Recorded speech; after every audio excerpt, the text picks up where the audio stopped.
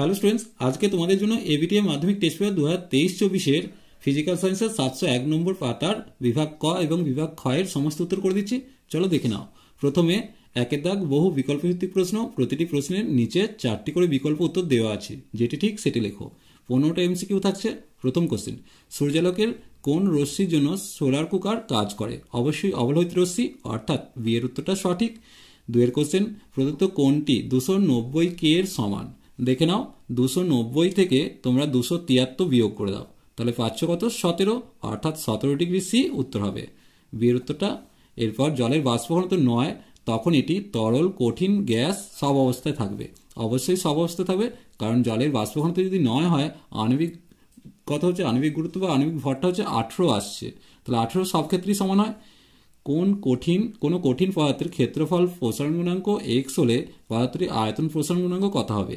আমরা জানি β/2 সমান γ/3, তাহলে সেক্ষেত্রে গামা সমান কত হবে? 3β/2, অর্থাৎ 3x/2, তার মানে 1.5x হবে। তাহলে সেক্ষেত্রে উত্তর ডি এরটা। সমতল দর্পণের বক্রতা ব্যাসার্ধের মান কত হবে? অসীম হবে, এর উত্তরটা। 6 কোশ্চেন, দর্পণের বক্রতা কেন্দ্রের মধ্য দিয়ে যাওয়া রশ্মির চ্যুতি হলো 0 ডিগ্রি, অর্থাৎ এর উত্তরটা সঠিক। এরপর 7 কোশ্চেন, কোন আহিত বস্তুর আধানের সর্বনিম্ন মান হতে পারে? উত্তর হবে সি এটা, 1.6 × 10⁻19 কুলম। এরপর দেখো, তড়িৎ প্রবাহের সময় প্রবাহমাত্রা অর্ধেক করলে উৎপন্ন তাপ হবে। দেখে নাও, আমরা জানি এইচ সমানুপাতিক I² RT লিখি।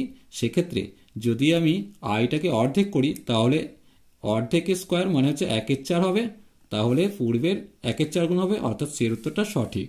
তেজস্ক্রিয় মৌল সবশেষে যে মৌলে পরিণত হয়? লেড। এরপর প্রদত্ত কোনটির পারমাণবিক ব্যাসার্ধ সর্বাধিক? দেখো, এক্ষেত্রে তোমাদের মনে রাখতে হবে হারুলিনাকে, অর্থাৎ হারুলিনাকে, এটা মনে রাখলেই সব থেকে ওপরে কে থাকছে এইচ, সব থেকে নিচে এখানে কে থাকছে, তাহলে পারমাণবিক ব্যাসার্ধ ওপর থেকে নিচের দিকে নামলে বাড়তে থাকে, তাহলে কে এর পারমাণবিক ব্যাসার্ধ সর্বাধিক, অর্থাৎ এর উত্তরটা সঠিক। কোন যৌগটির মধ্যে আয়নীয় ও সমযোজী বন্ধন আছে? তাহলে সেক্ষেত্রে সঠিক উত্তর হবে অ্যামোনিয়াম ক্লোরাইড, কারণ অ্যামোনিয়াম ক্লোরাইডের মধ্যে আয়নীয় এবং সমযোজী বন্ধন আছে। এরপর দেখো 12 কোশ্চেন, অ্যাসিড মিশ্রিত জলের তড়িৎ বিশ্লেষণে ক্যাথোডে ও অ্যানোডে উৎপন্ন গ্যাসের আয়তন অনুপাত? উত্তর হবে 2 আয়তন হাইড্রোজেন এবং 1 আয়তন অক্সিজেন তৈরি হয়, যেমন ক্যাথোডে 2 আয়তন এবং অ্যানোডে 1 আয়তন অক্সিজেন তৈরি হচ্ছে, তাহলে এক্ষেত্রে বিয়ের উত্তরটা সঠিক। এরপর দেখো 13 কোশ্চেন কি দিয়েছে, নেসলার বিকারকের সাথে বিক্রিয়া করে বাদামি বর্ণের অধক্ষেপ উৎপন্ন করে অ্যামোনিয়া, অর্থাৎ ডি এর উত্তরটা সঠিক হবে। রেড হেমাটাইট কোন মৌলের আকরিক? লোহা, অর্থাৎ সি এর উত্তরটা। 2 কার্বন পরমাণুযুক্ত অ্যালকেনে হাইড্রোজেন পরমাণুর সংখ্যা কত? সেক্ষেত্রে দেখো, অ্যালকেন মানে হচ্ছে CnH2n+2, এক্ষেত্রে কার্বন কত? 2টো, তাহলে এন এর মান 2 হচ্ছে, 2 দুগুণে 4 + 2, অর্থাৎ 4 + 2 হলে 6 পাচ্ছি, তাহলে বিয়ের উত্তরটা সঠিক হলো। এরপর আমরা দেখে নেব বিভাগ খ। এখানে তোমাদের 21টা প্রশ্নের উত্তর করতে হবে। প্রথম কোশ্চেন, বিদ্যুৎ ক্ষরণের সময় কোন গ্যাস O3কে O2তে, এটা O2 হবে, O2 অণুতে বিশ্লিষ্ট করে? উত্তর হবে নাইট্রিক অক্সাইড, অর্থাৎ NO। ওজোন স্তরের ঘনত্ব কোন এককে পরিমাপ করা হয়? উত্তর হবে ডবসন একক।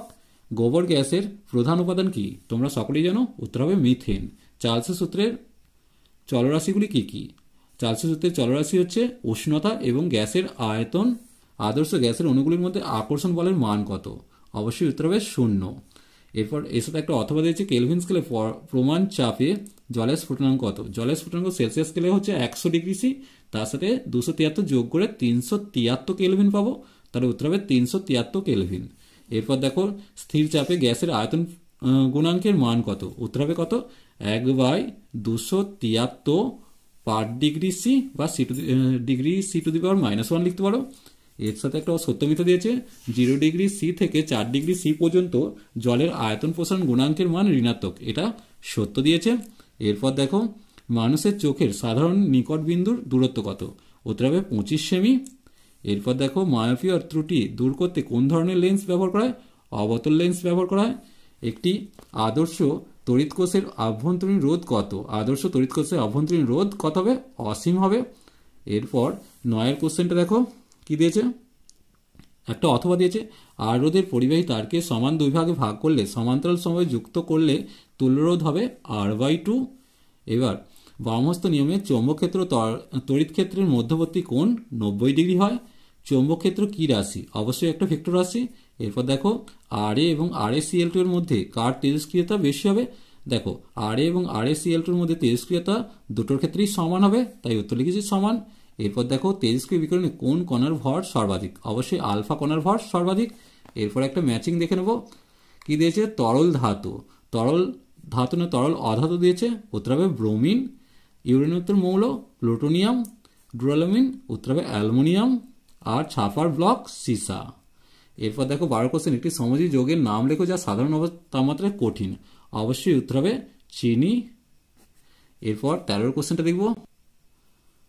গলিত NaCl এর তড়িৎ বিশ্লেষণে ক্যাথোডে কি উৎপন্ন হয়? ক্যাথোডে Na+ গিয়ে ইলেকট্রন গ্রহণ করে সোডিয়াম ধাতু তৈরি করে। এর সাথে একটা অথবা দিয়েছে তড়িৎ বিশ্লেষণে ক্যাথোডে কোন ধরনের বিক্রিয়া ঘটে? দেখো কবি আজা বলেছিলাম, তাহলে ক্যাথোডে বিজারণ। এরপর দেখো 14 কোশ্চেন, একটি জৈব তড়িৎ বিশ্লেষক পদার্থের নাম লেখো। অবশ্যই অ্যাসিটিক অ্যাসিড, যেটাকে আমরা বলি CH3COOH। HCl সিক্ত কাঁচদণ্ড কোন গ্যাসের সংস্পর্শে সাদা ধোঁয়া সৃষ্টি করে? অ্যামোনিয়া গ্যাসের। বিক্রিয়াটা দেখে নিতে পারো, NH3 + HCl, সেক্ষেত্রে অ্যামোনিয়াম ক্লোরাইড তৈরি হচ্ছে। এরপর দেখো সালফান কি? উত্তর হবে 100% ওলিয়ামকেই সালফান বলে, 100% ওলিয়াম। এরপর 17 কোশ্চেন, সমগণীয় শ্রেণীর পরপর দুটি যৌগের আণবিক ভরের পার্থক্য কত?